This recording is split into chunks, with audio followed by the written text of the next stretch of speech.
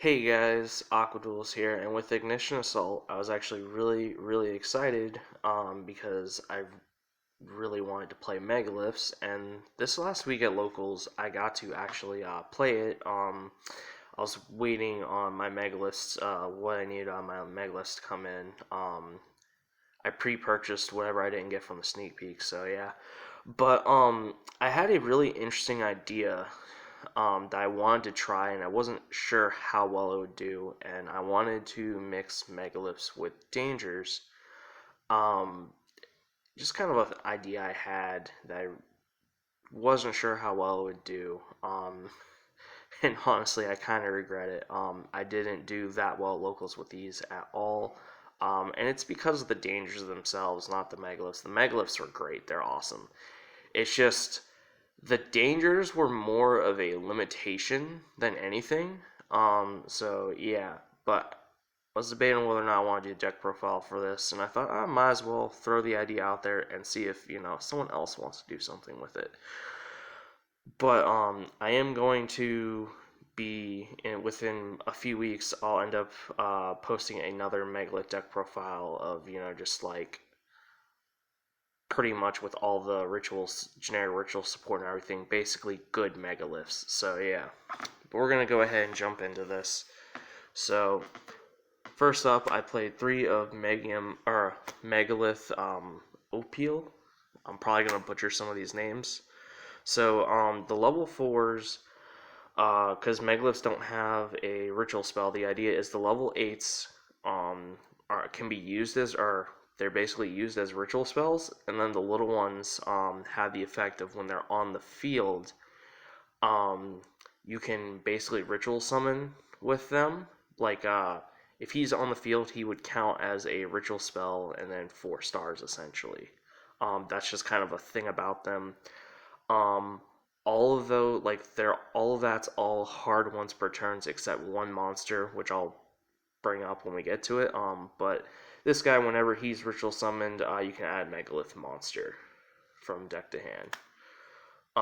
Then I played 3 copies of Megalith Och. Um, he's kind of what the main one that really gave me the idea of Danger Megaliths, because he's kind of like a Dark World dealing. So I was like, okay, so there's some kind of synergy with Dangers there. So yeah. Okay, then I also played 3 copies of Megalith Peleg. Um, so this is the only one that isn't a hard once per turn on using as the ritual spell. And then what he does when he's summoned, all monsters you control gain 300 attack or defense for each ritual monster in the graveyard. So he's honestly probably the best or like second best kinda Megalith for the deck. And then we have 2 copies of Megalith Bethor. Um, excuse me. So this guy is basically a field wipe. You can target cards your opponent controls up to number of ritual monsters with different names in your graveyard and destroy them. So the thing is, he can actually hit not just monsters but back row as well. So it's really nice. And then I played 2 copies of Megalith Aratron. So basically, what he does is you can place. It's a quick effect. Whenever your opponent targets a card or activates a card-to-card effect that targets a card you control, you place 1 ritual from the graveyard to the bottom of your deck, and you negate the activation, and then you destroy the card. So really good. And then lastly, I played 2 copies of Megalith Haggith. He adds a Megalith trap or spell from deck to hand. That's it for the Megalith monsters, and I did also play 1 copy of Necros Unicore, just because it's a level 4, and you can play the one Necros card. I think it's like Necros Cycle. Can't remember off the top of my head. To essentially get a free search. So yeah. Um, all in all, the Megalith monster lineup actually was really well. The only thing is I'll probably cut Och out since I'm not going to be doing dangers anymore. Speaking of dangers, I played 2 copies of Danger Jackalope, 2 copies of Danger Tsukinoko, or Snek, however you want to pronounce it, or call it, whatever. This is where things are a little different. I played 2 copies of Thunderbird, and then I also played 1 copy of Bigfoot. I was unsure of what I wanted to do for these 2 right here for the ratios, and ultimately I decided to go with this. I was originally thinking of doing 2-2. I just didn't have the space. And then 1 copy of Nessie because you gotta play the Nessie. That's it for the dangers. And then standard, played 3 copies of Manju. And then for this build, I actually played 2 copies of Gale Dogura.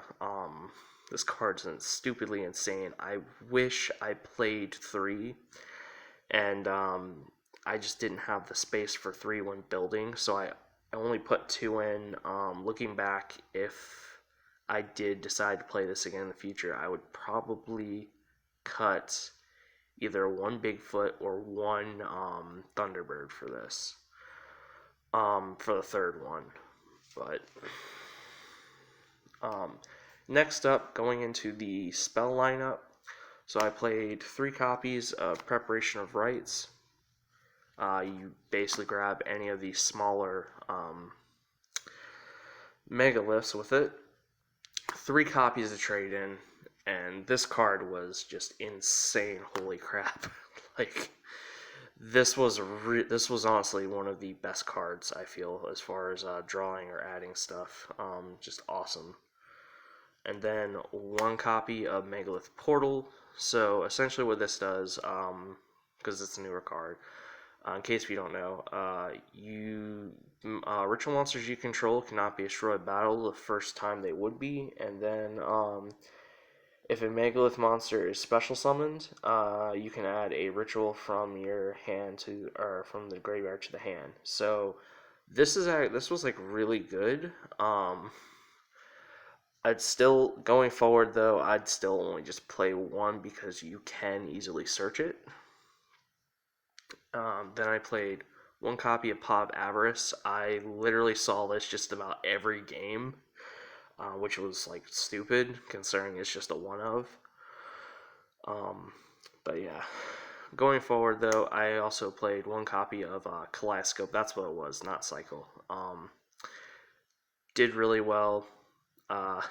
Kind of wish I played 1 card, or the one something to search it. But yeah.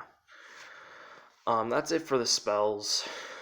Going off to the traps, I played 2 copies of Megalith Emergence. So what this does is you can target a Megalith in your graveyard and then special summon it in defense position. But if it leaves the field, even if this card leaves the field, it goes back to the bottom of the deck. And it is a continuous trap, which I thought was...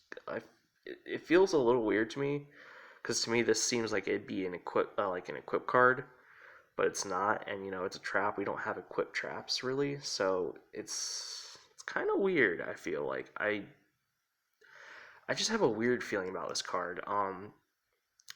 This actually worked like really, really well. Really happy with this card though. I mean, I don't know. If it was an equipped spell, I would play 3 of it. But yeah. And then this thing is a hard once per turn, so that's why I only played 2 and not 3. So that's it for the main deck. As far as consistency went, this deck did like really well. It's just I feel like because I was playing Dangers, I was too limited on what I could ritual summon. If I played like incantations and all that stuff, I would have been able to ritual summon a lot more, making bigger boards, which I kind of realized that in round 2. So yeah, now going on to the extra deck. I didn't go into a whole lot. There was only like a couple things I did go into, and I went into them a good little bit.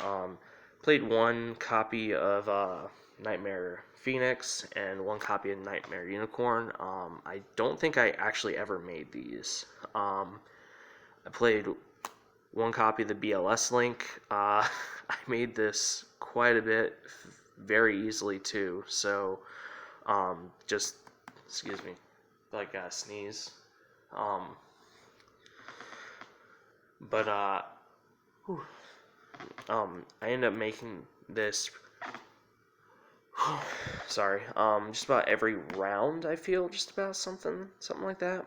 I think there was like one round where maybe I just didn't make this. One copy of Avermax. Don't think I ever really made it. One copy of Skull Dread. I made this, I believe, one time, and then I played 3 copies of Herald the Arclight because you kind of have to play it. Really, really good. Send it with what you call it, the Necroz spell, and then Geldogra, get a +2. In this build, I only opted to play one copy of Elder Entis. I just felt like 2 was a little too much with this deck. You probably don't, honestly, looking at it now, I probably don't even need to play this, really, just because of the one Megalith card that can essentially blow stuff up. I then played one copy of number 38. I think I made that once. One copy of number 107. Never made it. Light Dragon Agnister, I think I made one time. Galleon Granite, I made a couple times. Abyss Dweller, never made it. And then Tornado Dragon, never made it. So, overall, this deck wasn't as good as I thought it would, or the deck didn't perform as well as I thought it would. It was overall, like, I don't know. It was interesting. Megaliths are good, I will say that. It's just the execution with dangers is just not that great. So hope you guys enjoyed the video. I mean, it was definitely a learning experience for me doing this, and hopefully you guys don't decide not to do Megalith Dangers. If you guys do, hopefully you guys can do it better than I did. So thank you guys for watching, and I hope you all enjoyed the video.